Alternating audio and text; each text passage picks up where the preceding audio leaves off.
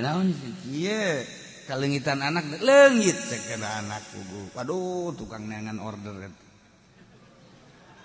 lain masalah gitu bi anak aya di pesantren kula di pesantren sanunita teh budak pondok aing mah teu sudi teu ridho oh paingan tuh kan jadi ieu budak teu nepi-nepi teh eueuh ridho ti indung iya cek manehanana ieu anu jadi cikal bakal ngalanjutkeun perjuangan naon lah pokokna perjuangan maksudna perjuangan naon bisnis non migas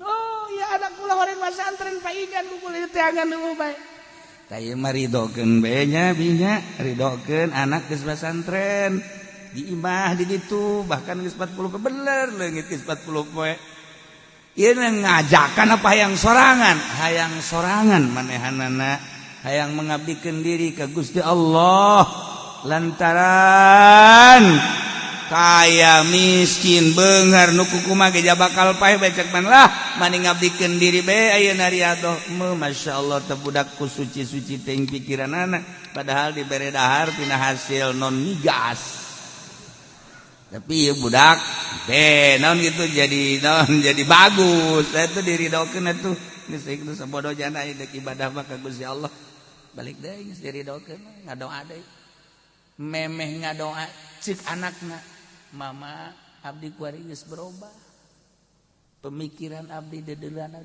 indung tah jadi urang deuk usaha nu mentek ngajejes indung ditoler-toler mah urang dek naon indung tak indung pengabdian urang ka Allah tapi wasilahna kudu aya nyaritakeun jelema mukmin anu bakal dibere surga ku Gusti Allah teh aya 8 rupa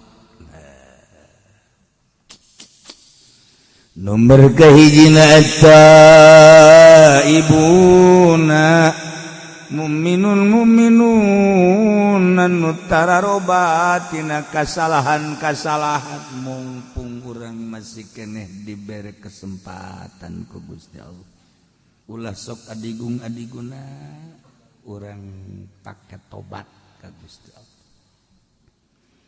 nu paling hebat jam 3 peuting paling hebat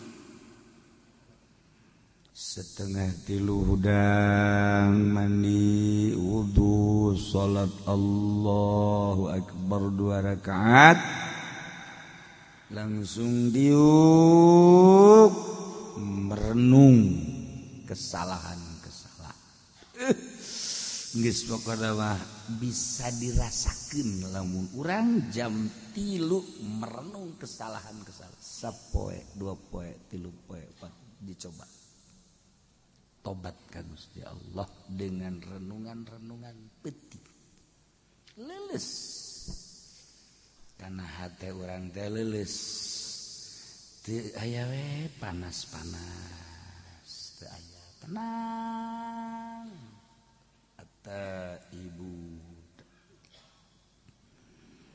nomor kaduana al-abidun anu aribadah kabeh masyaallah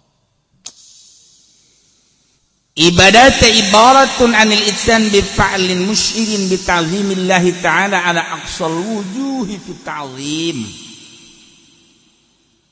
pelaksanaan ngagawean hiji ibadah ka Gusti Allah ngagungkeun ka Gusti Allah ngagungkeunana nu pohara pisan ya Allah ya'nihumul ladzina 'abadullaha fis sirri wa dharra jelema anu nyembah ka Allah dina keur sehat keur geuring ibadah ka Allah keur sugih keur susah berang jeung peuting qaumun akhadhu min abdanihim fi lailihim wa naharihim berangjang pentingna teh ibadah we ka Gusti Allah. Dina hate teh boga pikiran kieu aing teh eueuh tadina ku ari aya nu ngaayakeunna Allah Maha Kawasa Allah pangeran aing geus aya aing dihirupan ku Gusti Allah ya Allah ya Rabb. Alhamdulillah abdi teh dihirupan ku Gusti dulur abdi tetangga abdi nu sebaya jeung abdi geus baralik abdi masih kena dihirupan tur dibere sehat batur maya nu bengek darah tinggi dan lain-lain sebagainya tapi abdi mah dibere sehat Gusti. Iya abdi teh sehat abdi hirup abdi segala rupa dek pakena bakti ka Gusti. Naon ku Gusti dititah? Salat. Lah insyaallah leutik perasaan salat. Puasa ya sapira puasa. Kecil lah puasa. Tahajud ya sapira tahajud. Tuh kan. Sedekah. Gusti abdi mah jadi kanikmatan sedekah. Ginain perasaan sedekah teh. Haji kobok itu mah. Nyantun yatim piatu asal aya indungna be nikmat. Fakir miskin. Tah. Ibadah ka Gusti Allah. Nyaan. Eueuh nu di dalam. Naon perintah Allah? Salat. Siap. Urang kan ibadah teh kuari mah berat, asa beban. Tak perintah, syariat. Keungeuna orang diuk. Ngadeng suara azan Allahu akbar di dalam urang jam. Asa aing ngawuduk cikemeh. Salat ih cepet amat. Ngapain ngadengin aja? Ngapa ngadengin azan teh? Eta digerokeun ku Gusti Allah kan hakikatna mah eta. Beres azan aya babaturan. Din, saya kira di mah aya. Ieu milu jeung aing. Enaon mah? Iya motor kan tadi teh geus ditawar 10 juta. Belah ditu geus nawar 12 juta. Jadi lamun jadi mah geus 1 juta. Eta masjid teu kadeuleu leutik masjid. Masjid teu kadeuleu sakitu buat enak teh diliwatan bae. Teu kadeuleu padahal azan teh Allahu akbar. 2 juta nu kadeuleu. Capek. Ibadah ka Gusti Allah. Langgat. Den, sia kana di mah. Emang enak. Motor kieu teh kan ngawar 10 juta, di belah ditu geus aya nawar 12 juta. Jadi lamun jadi urang sing 1 juta. Milik moal ka mana? Tetep urang salat heula. Diudag-udag ge lain milik mah lain bae. Sanajan teh diudag aya milik mah milik tapi tetep urang kudu salat heula. Hayu salat jeung aing sia moal rebon nu di laut. Geus aya tulisanana nujang urang ka jenting di timur tengah kudu datang ka urang. Teri nu di lautan Cina geus aya tulisanana di huluna bakal di dahar ku urang kudu datang ka jeung kumaha carana bae ge. Yes, ya kudu boga kayakinan aing ngaji panunggal minggu ka Cilongok.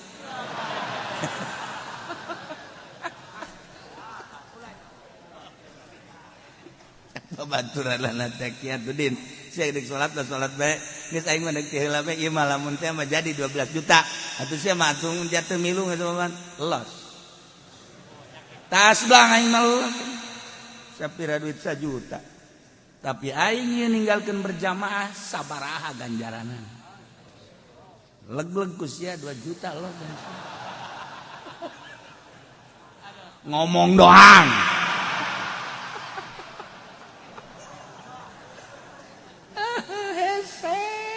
Ya Allah, udah kabeh bat bae ke dunia kabeh bat bae. Ya Allah ya Rabb. Eta mah tarolah keuntungan, aya tah mah hasilna ieu lain. Allahu akbar Allahu akbar Allahu akbar Allahu akbar. Siap-siap jangan dekat masjid. Jool bae baturna. Waalaikumsalam. mana ente nah yang kapanggih be jeung be di kopi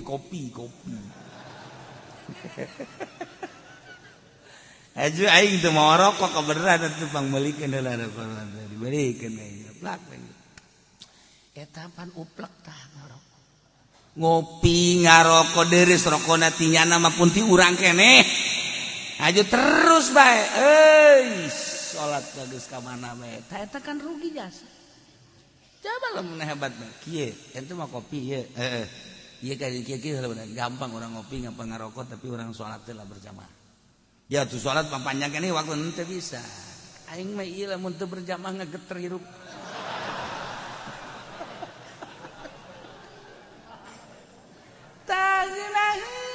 Gus gitu ya Allah ya Rabbi Gusti Al-abiduna nomor kedua nu ibadah ka Gusti Allah berangjeng peting sarai wa dharra keur boga keur teu boga tetep ibadah ka Gusti Allah sehat jeung gering tetep ibadah ka Gusti Allah berangjeng peting tetap ibadah ka Gusti Allah tentu ku Allah engke bakal dicoba sia teh ku aing dicoba keur loba mah ka aing ibadahna para cik ku aing dikurangan ku ari dagangna merosot ekspor impor geus eueuh ku ari bahan bakuna geus eueuh properti ting jarungkal ku ari toko kitu keneh Indomart ge geus tinggal bangunanna doang sabar subur ge buarali karyawana cingluh ge kuari geus hampir-hampir goyang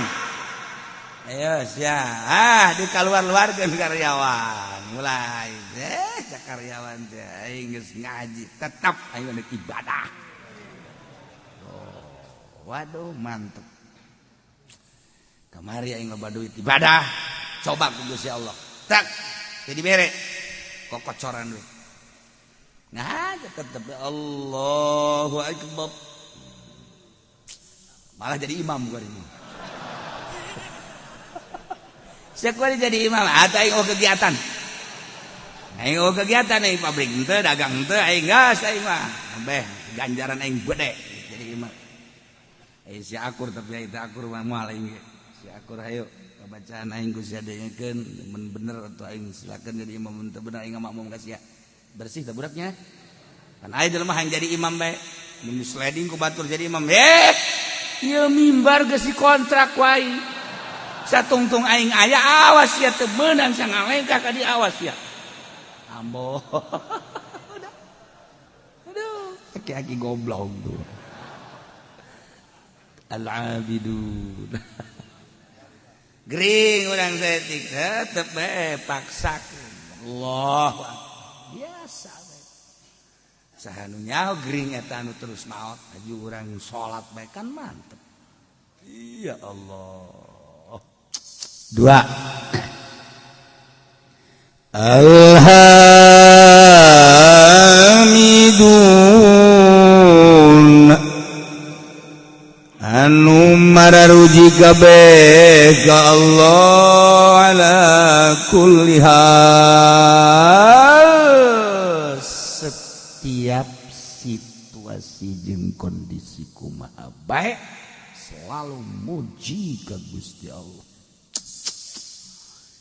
jelema anu muji ka Gusti Allah dek teu muji kumaha atuh dek teu muji kumaha sabenerna mah ka Gusti Allah urang teh eueuh ka aya nang Allah ya Allah ya Rabb alhamdulillah diayakeun geus aya di hirupan Gusti alhamdulillah abdi teh diurus ku Gusti sanggeus diurus urang sehat alhamdulillah dibere sehat geus sehat teh pan karasa kuari dahareun nu amis karasa amis nu asin karasa asin pait karasa pait peuheur karasa peuheur eta kan ngaranna sehat bokos kitu teh Gusti alhamdulillah alhamdulillah peuting karasa peuting beurang karasa beurang pan kadang-kadang jelema teh sehat bah beurang teu karasa beurang peuting teu karasa peuting teh sehat ngaranna ieu mah sehat alhamdulillah muji ka Allah ya Allah ya Rabb ketika orang diberi gering sales mah masih muji alhamdulillah lah sapira sales mah batur mah lumpuh urang dibere leles tapi bisa kere lempang. Alhamdulillah Gusti kakarek dibere leles batur mah geus teu bisa lempang. Dibere orang geus teu bisa lempang. Alhamdulillah Gusti batur mah teu bisa diuk, abdi mah diuk bisa keneh. Bisa urang atuh mah diuk, tuh kan bisa diuk tapi teu bisa lempang. Alhamdulillah batur geus bisa diuk-diuk acat. Bari mah bisa ngedeng doang, tapi robah mah bisa batur bae teu bisa robah-robah acan abdi mah ya alhamdulillah ngedeng mah bisa, robah bisa. Ngomong mah ngeunah. Kadak dibere pararanas beungeut bae ge. Batuk saeutik. Maju bae. Teruskeun salat. Neng bilang aing mah geus baal salat, bongan ku Allah dibere gering. Gusti Allah tolol teh budak. Ku aing nyoba ka sia. Muji terus ka Gusti Allah. Alhamdulillah. لأن الله أخبر عن أهل الجنة بأنهم يحمدون الله تعالى. Sebab Allah ngabejaan ka urang kabehan tentang ahli surga bahwa ahli surga teh maruji selalu ka Gusti Allah. Dina Al-Qur'an dijelaskan wa akhiru da'wahum anil hamdulillahi rabbil alamin. Selalu maca alhamdulillahi rabbil alamin. Wa akhiru da'wahum tung undanganana ucapanana ahli surga alhamdulillahi rabbil alamin. Kanjeng Nabi kana nabi idza atahul amru yasru qala alhamdulillahilladzi bi ni'matihi tatimmus shalihat. Idza atahul amru bi kurhi qala alhamdulillahi ala kulli hal. Lamun Kangjeng kadatangan perkara nu ngabungahkeun macana alhamdulillah bi ni'matihi tatimmus shalihat. Tapi lamun nilih hiji perkara kadatangan hiji perkara pika embungeun macana alhamdulillahi ala kulli hal. Ya Allah ya Rabb. Masyaallah tuh ya. Awwalu man yud'a ilal jannah yaumal qiyamah alladzina yahmiduna Allah ala kulli hal bis-sarra'i wad-dharra. Pangheulana jelema anu disambut, anu digerokeun, anu diprioritaskeun ilal jannah ka surga yaumal qiyamah jaga di poe kiamat alladzina yahmiduna Allah ala kulli hal. Jelema-jelema anu maruji ka Allah tina setiap tingkah bisarra'i wad-dharra. Kabeh ge atuh nang Allah tinggal muji bae geus ka Gusti Allah mun hayang pangheulana digerokeun ka sorga geus bae urang selalu bersyukur muji ka Gusti Allah dengan bahasa alhamdulillahirabbil alamin. Sok biasakeun ti kuari. Hiji at-taibun, dua al-abidun, tilu al-hamidun. As-saihun nomor kaopatna. As-saihun teh ditafsiran ku Imam Jalal teh as-saimun nu pararwasa kabeh. Ya Allah.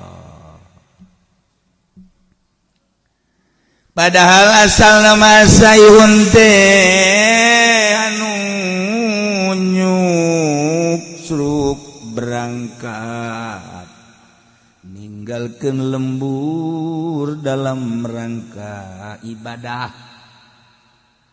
Bahasa kerenna mah berkelana. Tapi berkelanana lain yangan ani. Ieu mah berkelana. Si seuri heran aing mah. Ieu mah berkelana ibadah ya Karim ya Allah. As-saihu jelema-jelema nu ninggalkeun lembur ibadah ka Gusti Allah. Keberanian si Imam Jalal nafsiran as-saihun wa as-saimun. Oh, lantaran jelema anu puasa teh kapan ninggalkeun kangenahan dahar, kangenahan minum, kangenahan jima, kuninggalkeun dahar minum menjima, maka sarua jeung jelema anu beberangkatan ti imahna. Ketika jelema berangkat ti imahna menuju satu daerah eta teh kapan ninggalkeun kesenangan-kesenangan sapoe dua poe mah kadang bekal aya keneh 3 poe 4 poe bakal aya keneh tapi kabelah ditu mah adalah geus bekal ketika geus bekal nyana tawakkaltu alallah na eta saihun nu puasa ge kan kitu sanajan teu ngomong ka Gusti Allah sarua jeung kieu Gusti abdi teh ieu teh dibere sehat ku Gusti tapi abdi ayeuna erek ninggalkeun heula dahar ninggalkeun heula nginum ninggalkeun heula pamajikan jiba moal lantaran abdi teh ieu teh rek berangkat ka Gusti ieu mah hayang menang ridho Gusti padahal mah dahar halal minum halal jima halal tapi abdi hayang ngadeketkeun diri melalui pepegatan ala kadar datang ka magrib aya geus magrib mah abdi ge eta mah qada daharna ge eta mah nu biasa sapiring jadi 3 piring ai sian naonan goblok cek Allah ayeuna pepegatan ulah rosa teh gatu magribna hampura bae Gusti mah tah eta kan pepegatan tagarana saihun oh jadi atuh majaz lah cek ahli bayan mah teh saihun wow gede ganjaranana puas Senin Kemis atau Rajab ya saihun sepuguh Ramadan sorga ya Allah sakitu ge dibejaan komo mun teu beja engke sia mah nyedekeun ka aing di akhirat nyedekeun begitu ku malaikat ditimbang balu puasa Rajaban bongan ki uci teu ngabejaan mana tak ki ucina tolol aing ke di akhirat di demo ku sia ai kitu mah geus ngabejaan aing datang aya naon jojoakan aya naon hah tadi bejaan naon luar aja ulang ngirung atuh sia ngomongna sia ulang ngirung ngomongna itu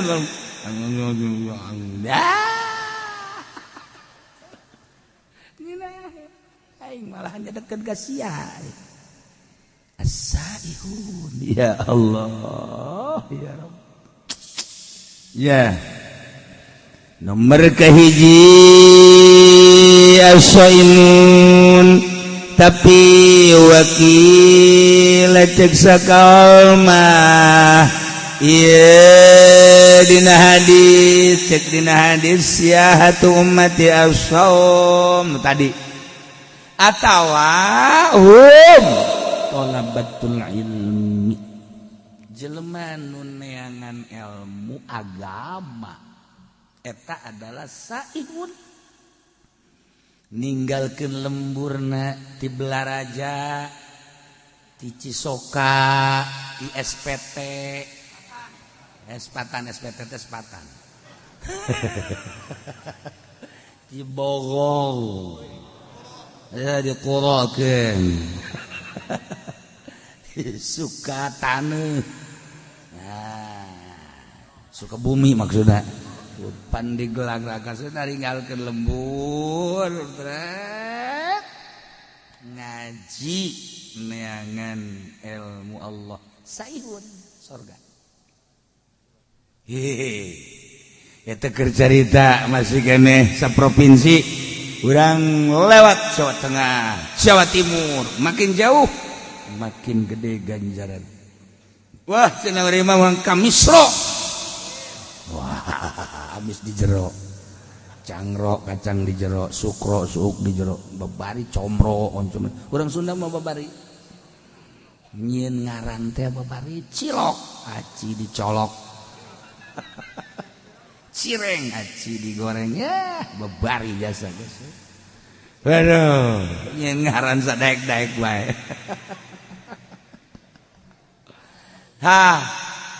aya deui basreng bakso digoreng macam-macam disebut jauh tinggalin zaman tah saihun teh talabatul ilmi santri-santri santrian sebab yantaqiluna min baladin ila baladin fi talabihi katilu saihun teh al-guzat al-mujahiduna fi sabilillah jelema perang ngaluhurkeun agama Allah masya Allah saihun Kangjeng Nabi idam tanam minal ukli wal syurbi wal wiqai wasadda ala nafsi abwaba syahawatin fatahat alaihi abwabul hikmah wa tajallat lahu anwaru alimil alamil jalal saihun teh jelema-jelema anu pararuasa ninggalkeun dahar nginum jima hayang menang ridho Allah berarti jadi pepegatan jeung kalazatan dunia di mana-mana jelema nahan dahar nahan nginum nahar jima jeung nahan jima jeung pemajikanana nutup lawang syahwat Kangjeng Nabi eta teh bakal infatahat alai abwabul hikmah bakal kabuka lawang-lawang hikmah wa tajallat lahu anwaru alamil jalal bakal ebre cahaya alam jalal mentak Kangjeng Nabi leuletikana kieu baheula man akhlasa lillah arba'ina sobahan zaharat yanabi'ul hikmah min qalbihi ala lisan saha jelema anu ngamurnikeun ngaikhlaskeun ngabersihkeun tina dahar nginum jeung jima puasa 40 poe bae bakal zaharat yanabi'ul hikmah lahirlah sumran-sumran hikmah timbul tidak kolbukna bakal kana lisan engke lisanna bakal dibimbing ku Gusti Allah sebab kolbuna bersih 40 poe ulah dahar ulah nginum ulah majeng pemajikan 40 poe 40 peuting paeh bisa lain hajulah sekaligus petingna saetik bae berang tapa ngaran tapa ya Allah ya Rabbi abdi teh terik belajar tapa we dina bulan Rajab teh di pepegatan heula jeung sangu jeung nginum jeung jima petingna ala kadar be urang teh lobakeun tafakur ka Gusti Allah tadarruk ka Gusti 40 poe coba ge ieu Kangjeng Nabi man akhlasa lillah arba'ina sobahan 40 poe bersihan zaharat yanabi'ul hikmah bakal lahir sumran-sumran berhikmah geus omongan urang teh anu tatadina ku pamajikan tilok didenge ku arima didenge tatadina pan pamajikan ka batur mah kadang kana kasale ki mati lok asal-asal ki ngomong mah ngajebian deh salon deh kitu benak pan urangnya coba ge 40 poe urang tapa beuh pamajikan ge ujianana nampe di urang coba Kak ngomong sih Kak abdi asana rindu masyaallah eta bersihan 40 poe saihun ngaran masyaallah jadi engkena lamun geus berhikmah min qalbihi ala lisani atuh payasiru minas saihina fi alami jalalillah al muntakilina min maqamin ila maqamin wa min darjatin ila darjatin jadi engkena kasupkeun nanya ngalalakonna fi alamir ruhaniyah mindahkeun alam jasad ka alam ruhani atuh kudu ditapaan ieu lah ngaranna saihun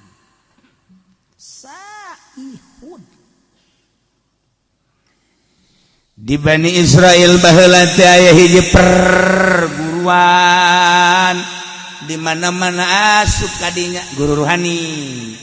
Kita puasa tapang ngaranna riyadhah 40 peti. Lanjut ku ari ge masih bae di Israel di Bani Israel. Asal geus tapa 40 peti deuleu jeung degena berubah. Ambeuna berubah. Kuari geus jadi aya di alam ruhan. Hebat eta perguruan rohani mun kuari thariqah nu asli. Nah, aya hiji jelema asup ka dinya eta teh bagi teh tukang zina. Lacut mabok.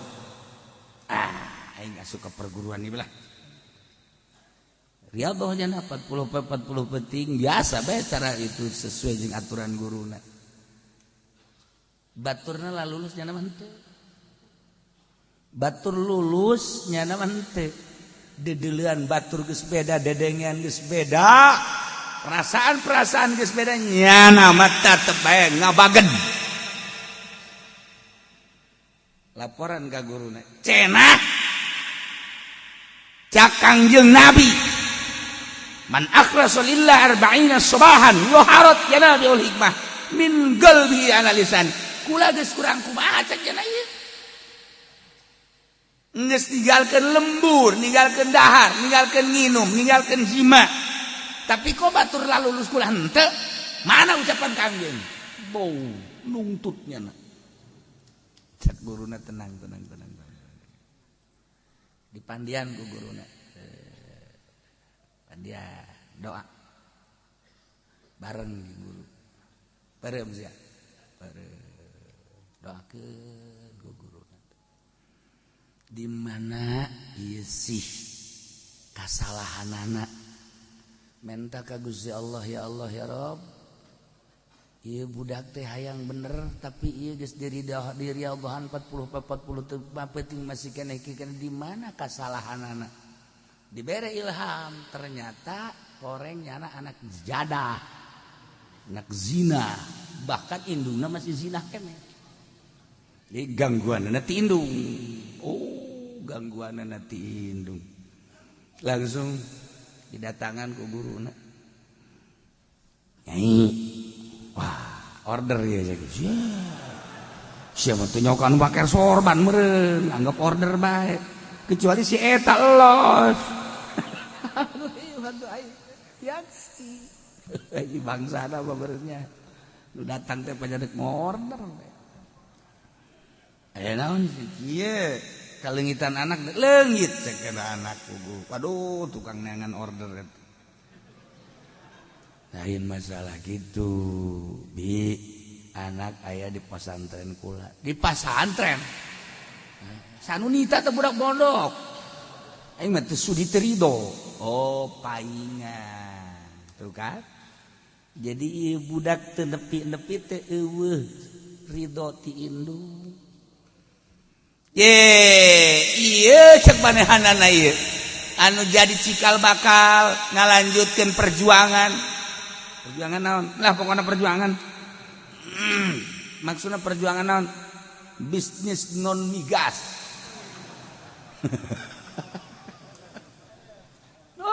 anak kula horeng pesantren paingan kula teh angan nu bae. Tah ieu mah ridokeun bae nya binya, ridokeun anak geus pesantren. Di imah di ditu bahkan geus 40 bener leungit geus 40 poe. Ieu ngajakan apa hayang sorangan manehanana hayang mengabdikeun diri ka Gusti Allah lantaran kaya miskin beunghar nu kukumaha ge bakal paeh becek man lah mani ngabdikeun diri bae ayeuna riyadhah masyaallah teh budak ku suci-suci teuing pikiranana padahal dibere dahar tina hasil non migas tapi ieu budak naon gitu jadi bagus. Itu diridokeun atuh. Geus itu sabodo jana dek ibadah mah ka Gusti Allah. Balik deui geus diridokeun ngadoa deui. Memeh ngadoa ceuk anakna, mama abdi kuari geus berubah. Pemikiran abdi dedeulana indung. Tah, udah jadi orang dek usahaan mantek ngajejes. Indung ditoler-toler mah. Urang dek naon indung tak indung. Pengabdian urang ka Allah tapi wasilahna kudu aya ridho indung. Birrul walidain. Masya Allah. Cak guru dade sia kudu perasaan we. Kuari mah geus dayangna naon cenah hayang jeung Allah tah eta. Geus teu hayang diberenan teu hayang atuh mah geus jeung Allah. Tah urang teh ibadah supaya datang ka dinya tah supaya datang perasaan teh jeung Allah. Urang mah dongeng doang pan. Atuh dongeng doang mah ria doang teu naon henteu. Kita puasa Senin Kamis bolos. Kita puasa Rajab bolos. Kita Ramadan hampir. Kumaha asaihun Masya Allah indah ya ka makom ruhani urang puasa beta puasa nyetikan tapi dahar mah dahar tetep minum tapi saeutik beda ge perasaan lain deui dedelan lain deui aju embung ka mana-mana embung ka mana-mana Saihun tuh kan ya kari lailah jelema mukmin anu bakal dibubungah ku surga 8 nomor kahiji at-taibun nomor kadua al-abidun nomor katilu al-hamidun nomor kaopat al-asaihun jelema nu pararuasa ninggalkeun kalazatan dunia menuju ridho Allah atawa talabatul ilm ninggalkeun lembur demi untuk meraih ridho Allah melalui ilmu Allah. Teu asup salian teh ilmu Allah mah. Ilmu teh kan kabagi dua, aya ilmu dunia, aya ilmu akhirat. Nu dimaksud di ilmu akhirat. Ilmu dunia mah kacau bae. Ilmu dunia nama ilmu dunia nu lain ilmu akhirat, ilmu dunia kacau. Ieu bae ilmu akhirat.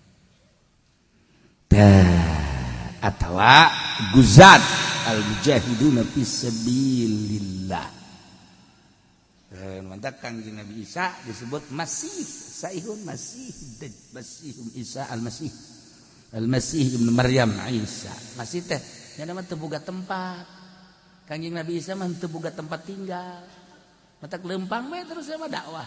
Terus Masih ibnu Maryam. Teu boga tempat.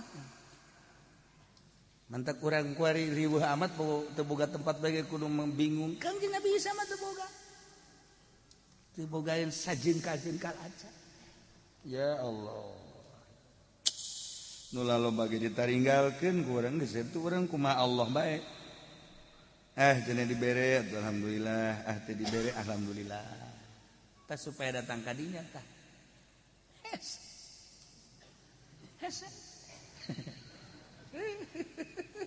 Karena bala lener tuh.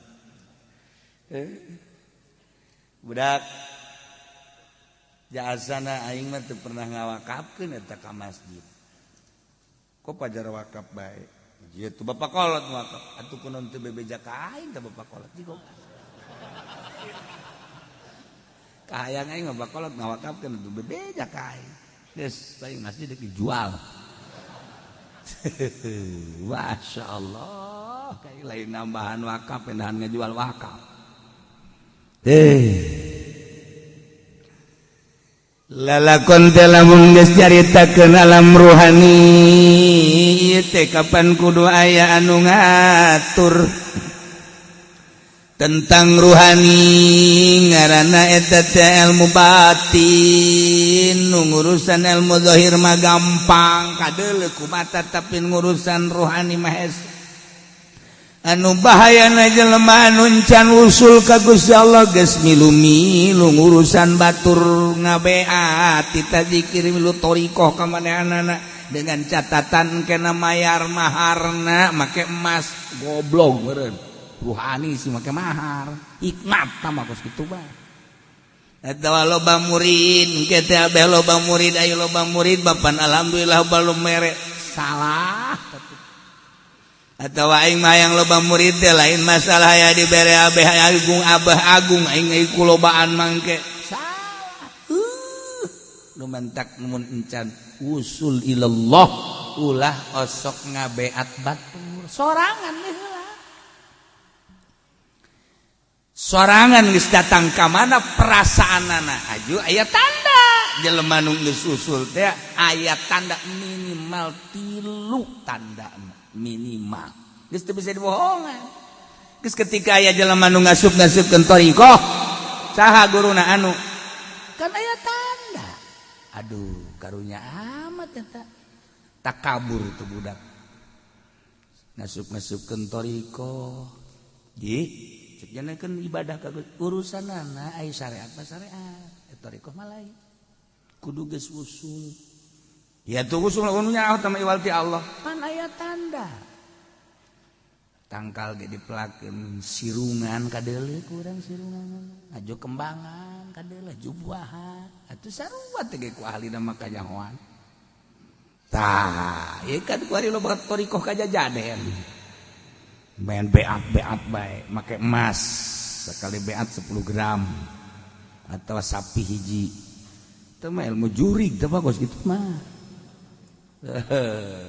atau ente ceri bakalah asal balai zikir bae ulah atas nama thariqah setungtung make atas nama thariqah make aturan ikan dek mindahkeun alam tina alam jasad ke alam ruhani kan di alam ruhani urang urusan roh tinggalin ke bakal jasad zikirna ge kan orang teh kuari mah zikir ruhani geus lain zikir jasad geus lamun zikir ruhani engke urang bakal ngelengan sebab asbab dibawa kana roh geus kudu anu ngabimbing ieu teh basuda asa yahu jelema anu ngalang-lang buana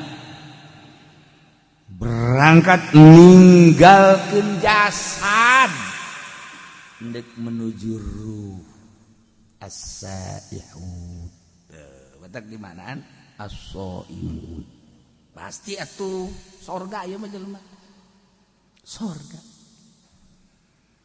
neangan guari urang teh anu bebeneran deuk ka Allahna anu lalampahanana teh lillahi ta'ala di lembur orang teangan kiai namun salat nulillahi ta'ala alamun ngazakat lillahi ta'ala kiai eta lamun ngaji embungeun dibayar nya nama tilok make turga target lamun make turga target eta mah lain kiai nu kitu mah ngaranna ronggeng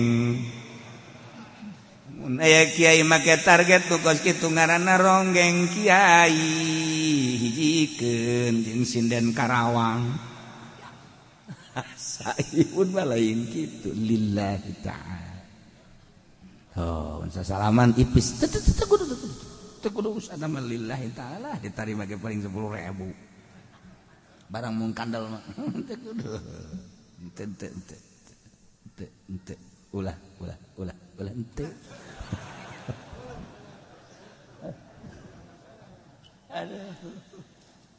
la ilaha saihud ya eueuh di urang perkumpulan halqah riungan thariqah eueuh kuduna makan aya babacaanna khusus tujuanna khusus nu ngabimbingna khusus cara ashabus supah geus ulah hayang nanaon geus abeh ulah kabita neuleuh motor teu kabita neuleuh mobil teu kabita neuleuh jabatan makomo hiji we Allah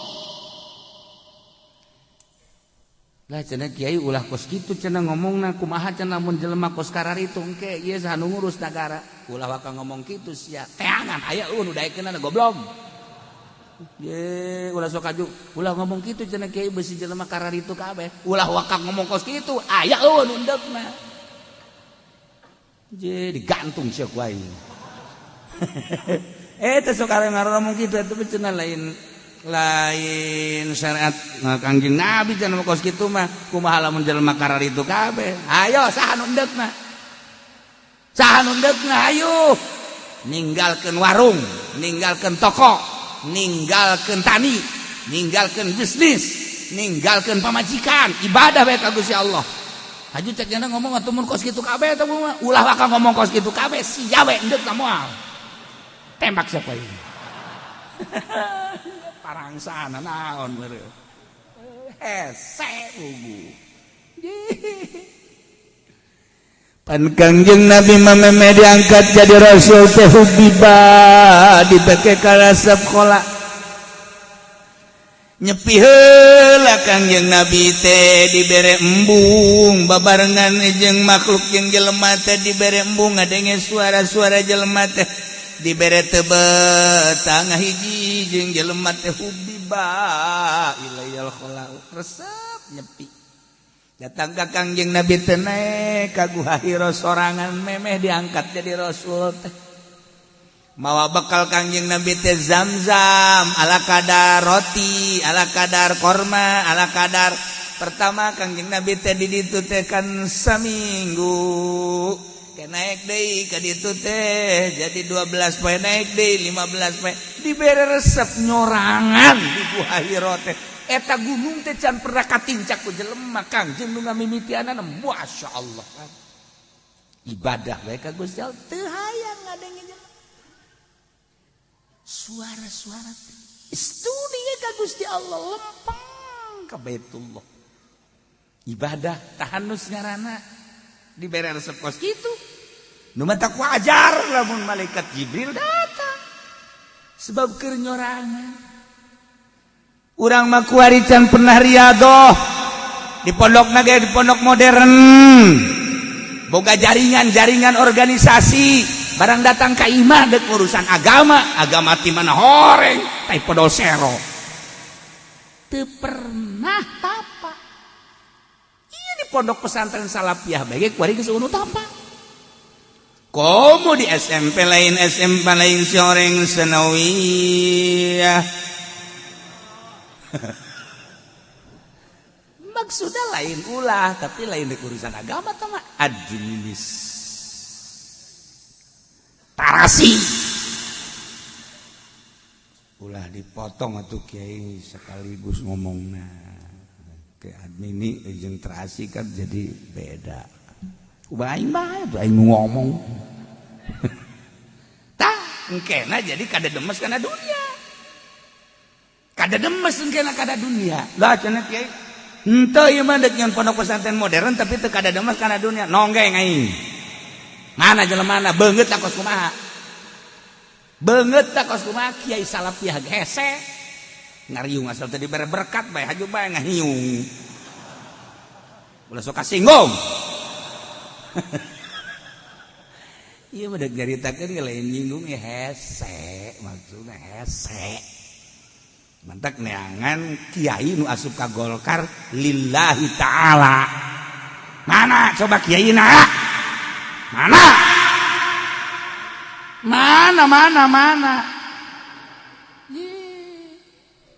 iya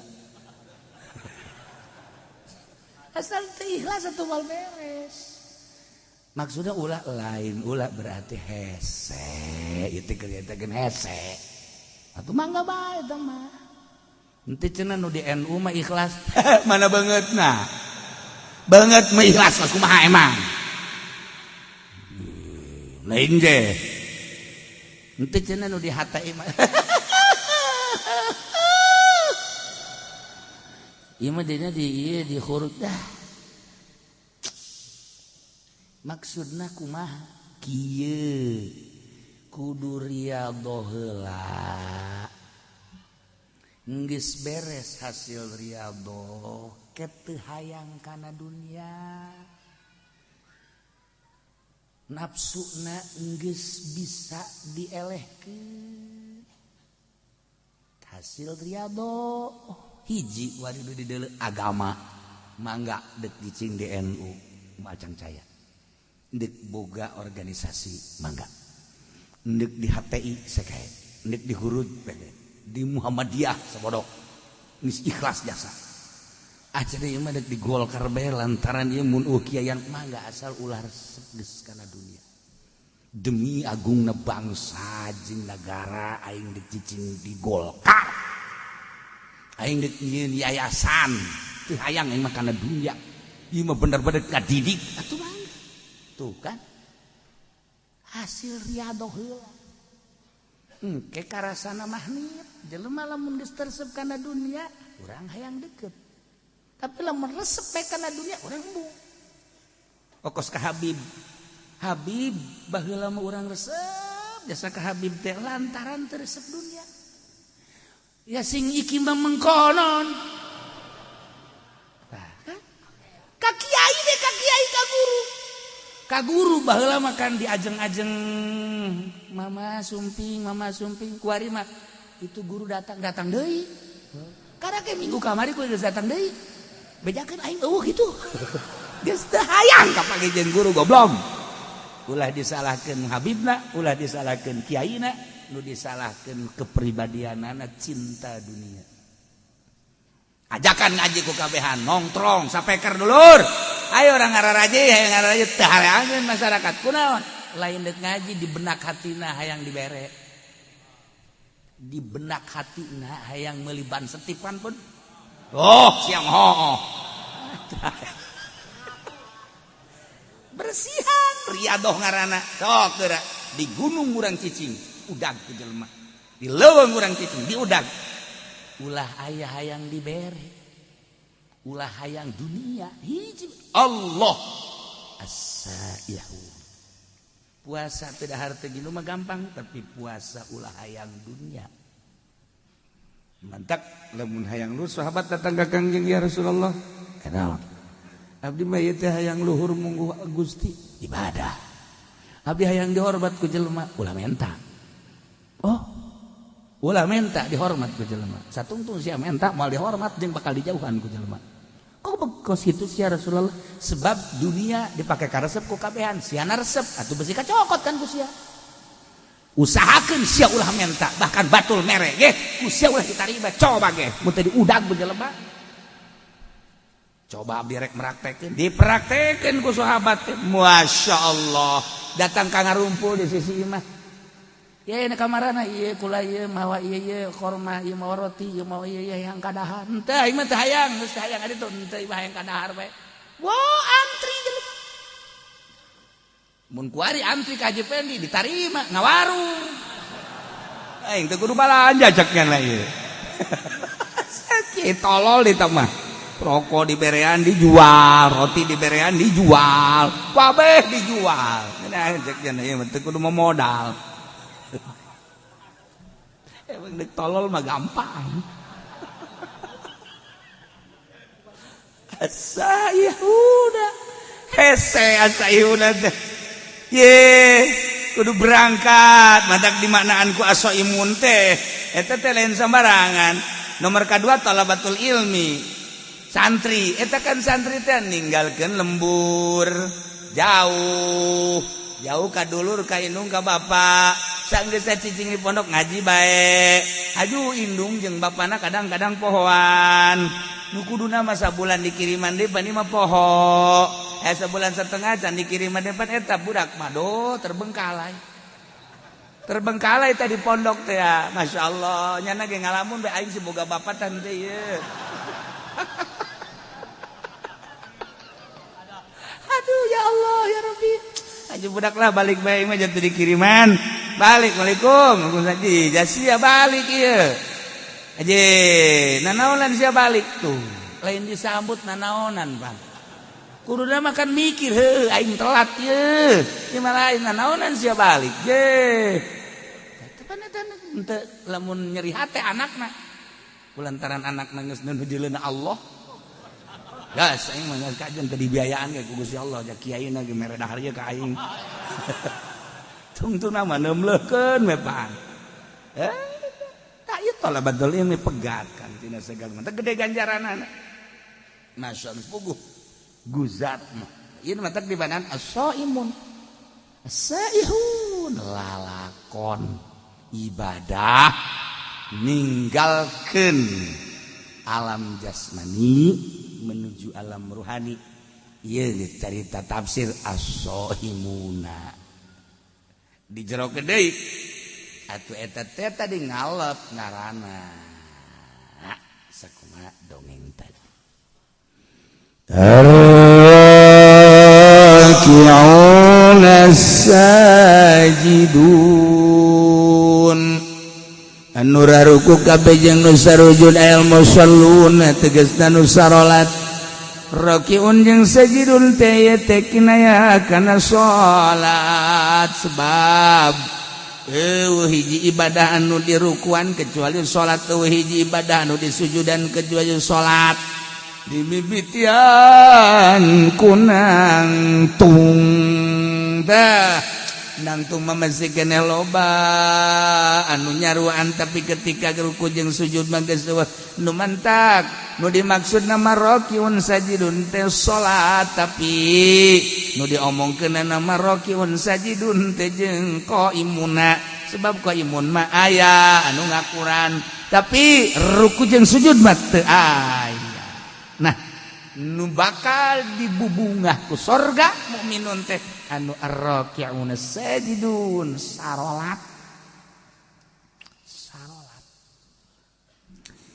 salat teh maksudna manem bongkeun katawaduan ka Gusti Allah lantaran awalul maratibit tawadu lillahi ta'ala al-qiyamu awalul maratibit tawadu lillahi ta'ala warruku wasatuha wasujudu goyatuha nangtung awal darajat DPDP ka Gusti Allah ruku pertengahanana sujud puncakna Masya Allah jadi salat eta adalah nudukeun kana kudu tawadu ayana dina sujud tawaduna adalah sujud geus kudunya watuh anal maksud minus shalah nihayatul khudu wa ta'zim kebanggaan di diri urang adalah beungeut awak urang teh anu dibanggakeun ku urang beungeut sebab ieulah nu paling dihareup boga sinar beungeut jeung boga harisma urang lamun neuleuh beungeut spm beus serem atawa beungeut jawara mata beureum kumis mablang jagot sempong awak kuru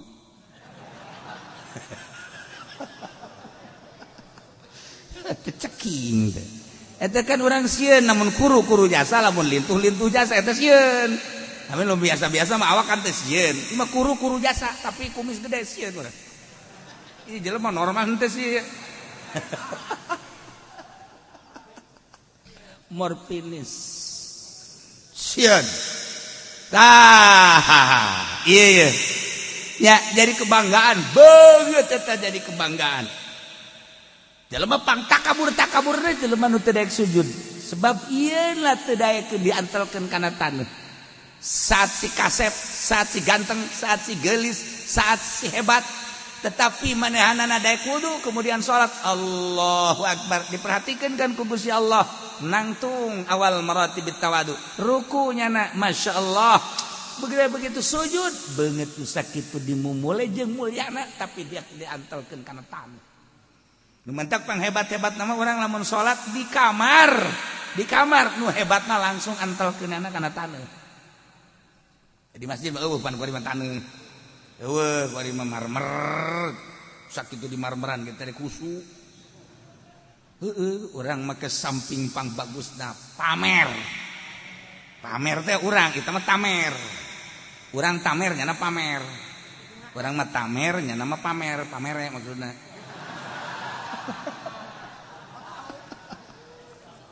samping nupang bagusna, baju nupang bagusna, sajadah nupang bagusna. Ya, di jero masjid nupang bagusna, kopiah nupang bagusna, geus kabeh pang bagusna. Salat apa ngajamin husu? Kolbuna can dibersihan mah. Lain terletak pada pakaian, pada kolbu. Nah, pakaian mandek bagus dek kumaha engke kolbuna geus bersih mah ngunaheun. Ieu kolbuna. Supaya nyebut Allahu Akbar teh hiji Allahu Akbar. Allah Maha Agung. Tah supaya datang urang ka Allah Maha Agung. Salat urang teh ya bener-bener tawadu. Jadi berarti beneran salatna. Aya sahabatna Rasulullah. Salat hayang bener sih kumaha? Ti mimiti wuduna nu bener cak Kangjeng. Wuduna heula nu bener. Lamun wuduna bener salat teh bakal bener. Tu wuduna ge teu bener. Sakumaha papatong hisang. Wudu teh salat teh wal bener. Wuduna heula nu rapi hadirkeun beres salat. Mudahan bakal ieu kahuswanana engke ku Allah dibere aqrabu ma yakun abdu ayakuna sajidan. Pang deket-deket dakayaan hamba kersujud ke Allah. Ketika orang kersujud deketnya serta ka Gusti, sebab orang dek nempelkeun beungeut kana taneuh. Mun deuk menta orang kersujud ka Allah.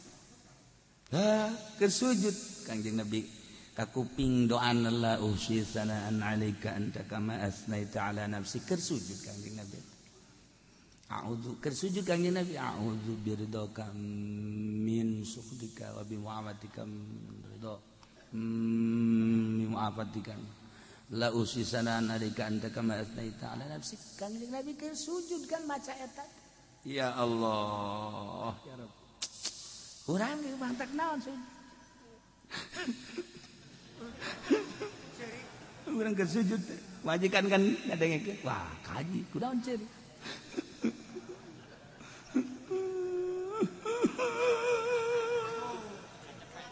Majikan ge bagtara milu nya ge milu cerik.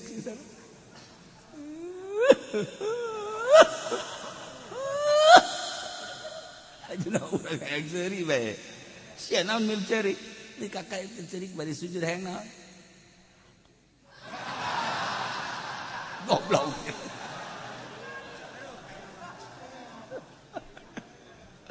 Teta keur sujud urang naon kabutuh urang. Masyaallah ar-raki'un as-sajidun salat. Beungeut tuh sakieu mulyana dimumule ku urang tapi daek dipake sujud geus sorga. Iyalah ar-raki'un as-sajidun. Masyaallah. Al-amiruna bil ma'ruf wan nahuna 'anil munkar. Urang nu nyaritakeun salat nya. Ieu keur carita we heulanan Sayyidina Abu Bakar Siddiq radhiyallahu salatna 2 rakaat nya nama penting. Sholli sunat tahajud rakaatin Allahu akbar 2 rakaat doang ngan saquran.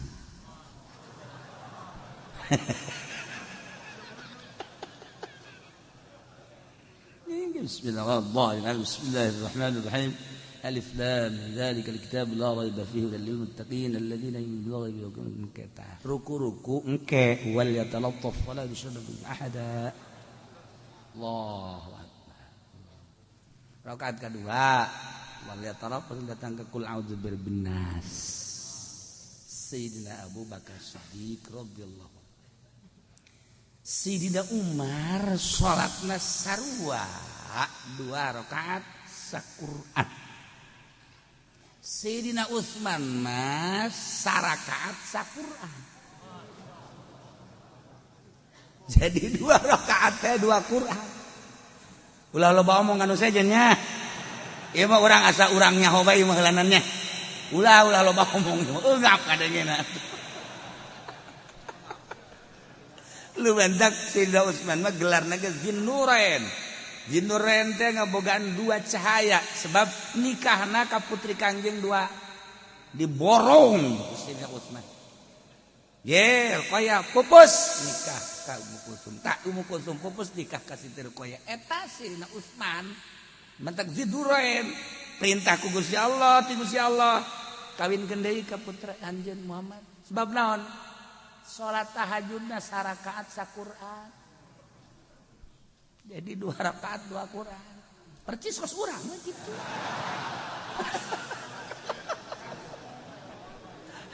Murigak bulu ngalengena.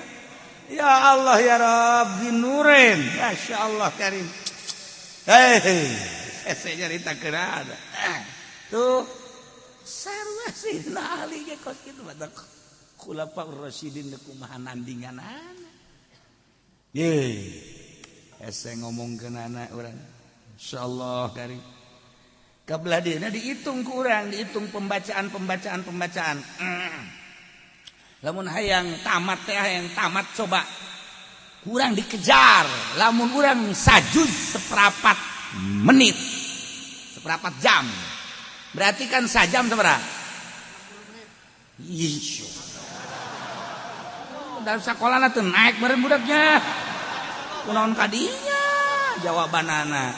Inditkeun pod.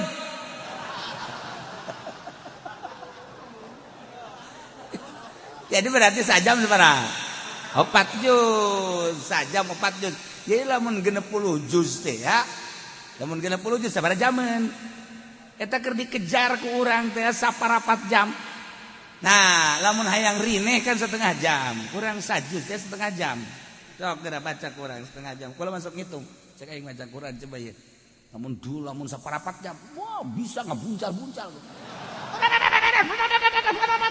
Mus mun aja mah tetet. Bisa kan capek. 20 rada deres. Setengah jam normal. Eta nu lancar setengah jam normal. Aing ngeunaheunana mah atuh sajam. Lamun sajam sajuz. Atuh berarti lamun hayang 60 juz. 30 juz. Tambahan lah. Lamun maksudna dua kali tamatan tah sarakaat diudag kurang. Jadi berarti 60 juz 30 juz eta kan hese tah. Ngudagna moal ka udag. Udag geus kurang moal bisa nuturkeun Sayyidina Utsman Sayyidina Abu Bakar Siddiq. Moal bisa. Oh, nyana mah lain alam ieu. Ngalengkah ke alam ruhani. Okos azan Ki Bilal lamun didengekeun ku urang 60 km kadeng. Ki Bilal suarana. Allahu akbar. Allahu akbar. 50 kilo. Kadenge kaserang berarti. Coba Haji Pendi tidak azan. Ayo coba. Di luar etang adenge bae kotok aja bikin ka sia. Kotok batur. Bilal 60 kilo Masya Allah karim. Moal bisa diukur kukumaha ge eta mah suara karomah tah mah. Suara karomah jelema keur ngangon kararieu bae. Jelema anu keur di sisi jalan kararieu nu di imah kararieu Ki Bilal eta begitu adzan Masya Allah. Nu tengah jawab, wabeh dihitung 30 kilo. Suara karomah sama. Kuari ge orang bisa pakai HP. Streaming. Bener teh ngomong eta streaming. Tama baju awewe streaming. Aduh, Gusti Allah. Ieu keur carita karomah mal ka udah urang teh batu geus alam nana. As-saihun ar-raki'un as-sajidun. Aduh Masya Allah. Pokoknya orang nyaritakeun sahabat-sahabat tentang maca Quran. Urang geus tinggal tabena bae mangga hese. Urang hayang istiqomah bae hese maca Quran. Al-amiruna bil ma'ruf wan nahuna 'anil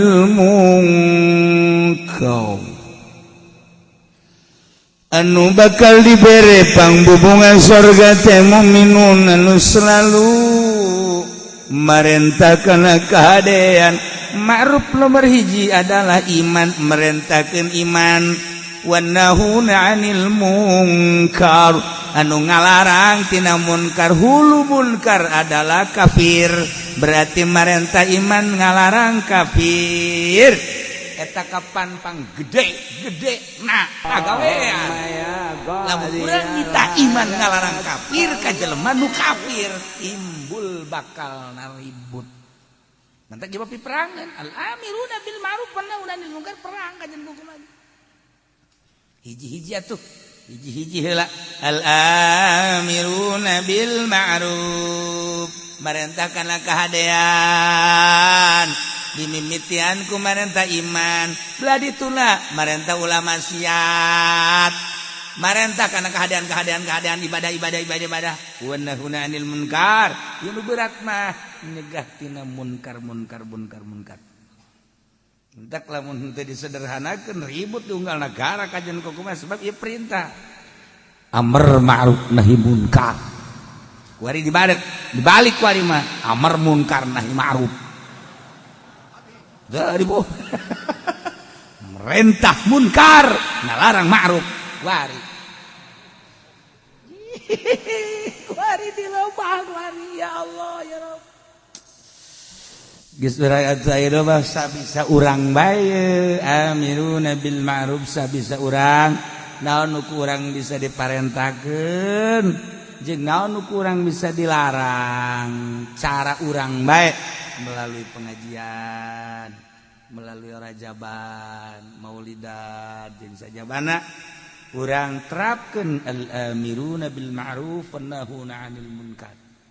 Sabisa-bisa urang sebab teu bisa kuari melalui birokrasi di negara, geus leupas negara tina amar ma'ruf nahi munkar. Lepas. Nya mah geus teu urusan amar ma'ruf nahi munkar geus leupas. Masyaallah, karim lepas. Urusan ananya nama APBD, APBN, proyek. Urusan agama. Bentak ditegoran ku Gusti Allah, banjir, angin, gempa. Tegor ku Gusti Allah, ulah kamalina anteuing sia teh hari rub teh marukan kumaha. Kos pangeran bae sia. Aingin langit, aingin bumi, aingin sia, aingin Quran. Usia ditoler-toler aing na aya sia nagana nyeun aing podaran sekoy dialingan ku Allah banjir dialingan deui ku Allah ayo gempa alingan deui angin urang zikir teh keur waktu aya gempa bae subhanallah eureun bae gempa seserian deui banjir subhanallah masyaallah eureun we banjir eureun deui sak Allah teh banjir kendi kitu ku aing ieu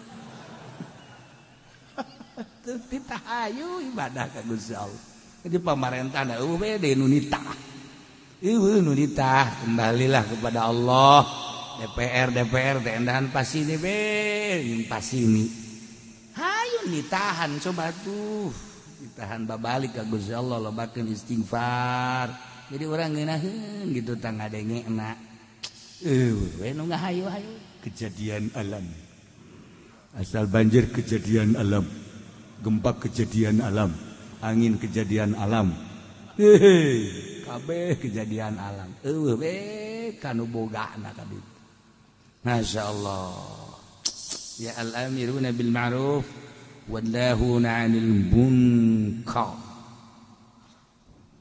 wal hafizuna li hududillah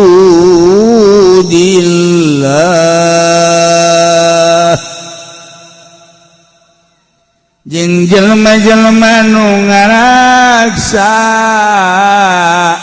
kana batasan Gusti Allah maksudna batasan teh li akamihi tegas nama nu ngajagaan kana hukum-hukum Allah bil amali biha ku ngamalkeun kana hukum-hukum Allah mun hayang nyaho gede na hukum sapotong ayat ieu wal hafizuna li hududillah sapotong ayat eta tah sakitu tah nyaho bakal gede dah hukum Allah emang kumaha nu ngajagaan kana hukum Allah teh disebut taklif ari taklif teh pamerdih teh perintah kabagi dua aya ibadah disebut ubudiyah aya muamalah ibadah ya ieu teh urusanana patalina jeung salat jeung beatuh engke dina fikih babus salat jeung nu patali kana salat wuduna jeung patali kana syaratna jeung patali jeung pembatalanana ieu lah hafizuna li hududillah hite salat engke salat lagi aya fardu aya nu sunnah aya nu makruh anu haram oh ieu hafizuna li hududillah puasa babagian ibadah puasa ieu kan puasa tah geus naon teh hartina puasa kemudian puasa nu farduna nu mana puasa nu sunnahna nu mana aturan-aturan puasana kumaha dibuat bae ke babus shaum hafizuna li hududillah salat puasa zakat sarua dijieun kana fikih babus zakat haji babul haji ya Allah ya Rabb ieu tah wal hafizuna li hududillah jadilah bagian ubudiyah jieun bab ieu menang nyokot tidak hafizuna li hududillah aya bab salat jeung nu ta'alluq kana salat bab puasa jeung nu ta'alluq kana puasa bab zakat jeung nu ta'alluq kana zakat bab haji jeung nu ta'alluq kana haji ya karim ieu wal hafizuna li hududillah sebab li ahkam kuari bagian muamalat eta aya anu patali jeung usul as-shalah jeung anu ghair as-shalah nu as-shalah ieu adalah bagian kana hawasul khams panca indra teh kabagina 5 atuh panca teh 5 indra jadi indra nu 5 mana hiji-hijina mazuqat rasa malmusat ieu tah masmuat ieu tah ceuli masmumat ieu tah irung mubsarat ieu mata dijieun dina fikih engke nu patali jeung mazuqat patali jeung mazuqat teh rasa berarti ieu urusanana kadaharan jeung inuman eta lah mazuqat ayalah ke di fikih babut ta'am berikut jeung syurbi-syurbina lah geus lamun carita ta'am engke kabagi ka dituna aya nu nabat aya nu hayawan geus lamun nu nabat sarana pertanian kumaha eta fikih ka dituna lamun anu hayawan kabelah dituna engke aya anu hayawan urusan mencitna urusan nu dijadikeun udhiyahna urusan anu dijadikeun buronanana jeung sajabana dijieun engke babna tina mazuqat jokotna masyaallah isa potong ayat wal hafizuna li hududillah mal anda setengah maghrib ayo sia mazuqat tadina fikih teh lamun urang ngarti mah ya ngarti oh iya babu ta'am oh mazuqat berarti muamalah oh huluna namun urang nyaritakeun ieu teh babu saum oh ieu teh bab ubudiyah ngaranna tina wal hafizuna li hududillah berarti patali jeung puasa ubudiyah bedana muamalah jeung ubudiyah naon ari muamalah malali maslahatin mar'iyatin lidin lan kitu lali maslahatin dunyawiyah ari ubudiyah mah lain ka maslahatan bangsa dunia lain ka maslahatan bangsa do bal libasohila mar'iyah din balik ka maslahatan agama ubudiyah jadi nyaritakeun ubudiyah mah nyaritakeun kemaslahatan agama ujung-ujungna akhirat langsung teh bajang patalina jeung urang mahdoh disebutna urang nyaritakeun salat urusanana pribadi urang jeung Allah urang nyaritakeun puasa pribadi urang jeung Allah urang nyaritakeun zakat pribadi urang jeung Allah urang nyaritakeun haji pribadi urang jeung Allah eta ubudiyah ngaranna urusanana pribadi urusanana jang akhirat urusan dunia geus teu urusan duniana engke patalina teh mah jeung hukum di mana-mana ka urusanana mun ngacaukeun karak aya sanksi muamalah mah urusan dunia ya nu tadi tah madzukot tina cicip rasa berarti kan urusanana dahareun inumeun kuari malmusat teh nu diragap teh baju taragapeun malmusat geus mana nu haram dipake jeung mana nu meunang dipake ya baju pakaian asupna malmusat wal hafizuna li hududillah aya aturanna anu dipake ku urang teh aya nu haram aya nu halal kitu keneh barang-barang malmusat sendok piring pinggan jeung sajabana barang-barang dapur mana nu halal jeung mana nu haram istimalna malmusat karana termasuk awewe papa mana nu haram ditoel jeung mana nu wajib ditoel sia asal kos kitu behudang dan aya nu haram ku urang diusapna malmusat tah deungeun aya nu meunang ku urang dicekel ka anak atuh ka dulur mah haram aya anu wajib ku urang dicekelna lamun anak ku urang ngagusur bae ka ieu geus teu kuat jasanya urang geus teu make calana ieu kula ieu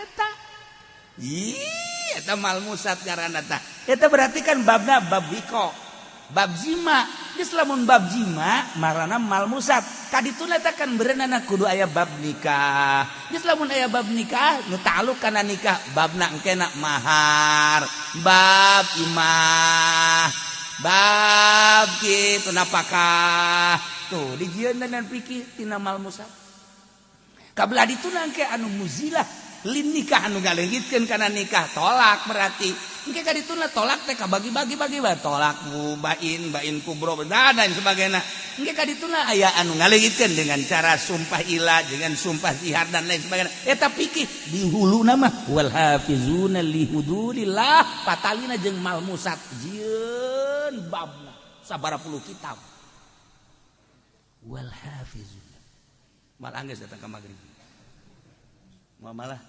ayo sia karake madzukot nomor kedua malmusat nomor katiluna masmumat nu kaambe naon nu kaambe ku urang anu halal anu haram anu makruh urang teh lamun nyium pamajikan diciumkan di ambean sunah menang ganjaran tapi lamun dihandapeun bujal ka handap udah coba-coba ambean ku sia buka di ambean eleh ke bodongkol mah tah ieu bos kumaha teh aturan-aturanana dibere dijieun babna dina fikih ya karim doh madzukot malmusat kemudian ayeuna mah masmumat wari masmuat nu kadenge ku ceuli mana nu meunang didenge cek pikih mana nu haram didenge mana nu makruh didenge kitu keneh mubsorot mana anu meunang dideuleu mana anu haram dideuleu mana anu makruh dideuleu geus diatur dina fikih ieu sakadar wal hafizuna li hududillah eta keur katali jeung shalah ku hari patali jeung tabaiyah teh urusan muamalah ngan bangsa tabai nah ieu teh urusanana aya anu hak milik kejadina aya anu luar milik aya anu jadi milik ya, dengan sendirina aya anu wajib jadi ngamilik ku jadi sabab ku jadi naon kitu ngaranna dibere aya dan lain diatur jadi milik ku sebab jual beli B ngaranna dijieun engke dina fikih babul bai kabelah dituna B teh aya bai bil ain wa ain bil ain benda jeung benda aya anu daen bil ain aya anu ain bidaen aya anu daen bidaen nu mana nu meunang jeung nu teu meunang geus diatur nanti ngajual daen bidaen hutang kana hutang teu sah ngajual kuari urusanana ain bidaen bizimah kredit anu dua harga sah geus diatur ku agama wal hafizuna li hududillah geus diatur kabelah dituna engke aya anu urusanana rohnu urusanana ijalah urusanana bab muamalah milik anu ngabistikeun kana jadi milik ieu urusanana waris tina waris ke jadi tina ahli waris ke jadi hibat jadi wasiat yang sajabana di dieu bab ieu tina wal hafizuna li hududillah masyaallah karim. Nah kabelah dieuna aya hak gonimah fae dan lain sebagainya eta teh kakarage kasupkeun kana jalbil manafi sedangkeun kabelah dituna daril mafasid dua hukum teh lamun teu jalbil masoleh daril mafasid urang carita keur jalbil masoleh sakitu panjangna sabaraha puluh kitab sabaraha ratus jilid bab-bab bae tadi tangges pohara tah lamun ku urang diatur rinci sedemikian rupa bakal nyaho urang panyokotanana ieu ti dieu panyokotanna itu dia engke urang milihan kitab ieu mah kieu ngomentar kitab ieu ngomentar kieu ngomentar kita aya huluna wal hafizuna li hududillah ya Allah engke anu daf'il madar nah daf'il madar teh urusanana aya anu hifdzul nasal hifdzul mal hifdzul ansab hifdzul ukul ieu daf'il madar teu meunang dirusak harta berarti kudu hifdzul amwal cara ngajaga harta dijieun ku urang aturan-aturanana kemudian ansab turunan hifdzul ansab nasab berarti kan kudu dijaga ku urang ketika urang teu ngajaga turunan kena sanksi tuh kan andai kata urang ngarusak harta cara ngarusak harta aya nu iklan anu kopiah keur iklan jelas-jelasan berarti kan maling lamun anu sasamaran berarti kan nyopet kan aya aturanana iya karim geus lamun ayeuna jelas-jelasan kumaha hukumna dina fikih nah sarikoh ngaranna lamun ayeuna sasamaran eta ngaranna copet kosi eta copet ngaranna atuh aya aturan-aturanana eta tidak hifdzul amwal ajalah hifdzul abdan badan urang teh kapan kudu dijaga diriksa ketika dirusak berarti kan kena sangsina aya anu ngarusak awak sagalbang awak kulli nafsin berarti kan sawak sabeuleugeujeur berarti kan di dituna teh aya babna engke bab teh engke bab kisos bab had bab dan lain sebagainya lamun ba'dil abdan ngan curug doang ngan leungeun doang engke kan ti dituna berarti naon tah babna bab had jeung sajabana masyaallah hifdzul amwal hifdzul ansab hifdzul ukul akal teu meunang dirusak dengan cara kumaha bae akal dirusak teh mabok narkoba kena sanksi kumaha sangsina dijieun bab-bab dang ieu daril mafasid nah iyalah wannahuna wal hafizuna li hududillah anu ngajaga ngariksa kana sapirang-pirang batasan Gusti Allah tegasna mah ngamalkeun hukum-hukum Allah urang kudu sadar lamun cek agama haram geus teh kudu mah haram lamun cek agama halal kudu mah halal saeukeun sanakeun ku urang ieu mah makruh hayu tina ubudiyah tina muamalah engkena dijadikeun bae 5 4 geus ubudiyah tina muamalah munakahat jinayat jeung jinayah 4 jadi ngajikan kajonteun ka luar negeri kajonteun ka mana bae nyaritakeun fikih mah hulu nangan 4 doang hiji ubudiyah nomor kedua muamalah nomor katilu munakahat nomor kaopat jinayat ieu dan dina ayatna ieu wal hafizuna li hududillah sakitu doang geus talar ieu teu bisa kabeh hese al hafizuna li hududillah ya Allah maha kawasa Allah maha besar Allah maha segala-gala Allah dengan sekelumit bahasa Gusti wal hafizuna li hududillah tapi kerangkum kabeh karampid kabeh pikih-pikih sop pikih kabeh sadunya aya kabeh di jero ayat wal hafizuna li hududillah. Nu opat hulu teh tadi hiji ubudiyah, dua munakat, dua muamalah, tilu munakat, opat jinayah. Tidinya dijieun bab puluhan kitab disarahan deui ya Allah ya Rabb. Nu jelas mukminun anu wal hafizuna li hududillah ngajaga ngariksa ngamalkeun kana hukum-hukum Allah, nyanggakeun sadaya-daya kumaha cak Allah bae. Abdi banggeus percaya bae cak Allah haram-haram, cak Allah wajib-wajib, cak Allah sunah-sunah. Geus moal aya ruka-reka eta mah hawa nafsu teh mah nu kitu ngaranna. Cek Allah salat wajib abdi bandek ngalaksanakeun, cek Allah zakat wajib abdi bandek, cek Allah puasa teh Ramadan wajib mangga. Haji kitu keneh aya lain dilarang mah ku pamarentah basa aya korona. Tuh, bandek bae kitu teh tuh nya. Henteu ka abdi mah. Iya urusan-urusan nu dilarang soal jual beli, berarti mau muamalah hambalah ya muamalah.